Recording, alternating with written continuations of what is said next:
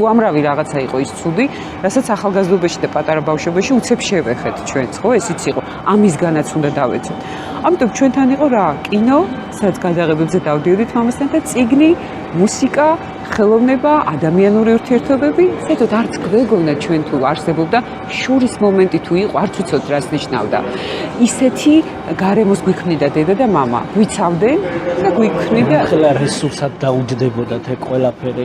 რართული იქნებოდა რომ დაუფიქრებულა 90-იანებში რომ მე ყოფილიყავი მშობელი და რა უნდა გამეკეთებინა და აი ფიქრითაც კი შოკი მიმიღია და წარმომიდგენია მშობლისთვის რა იქნებოდა.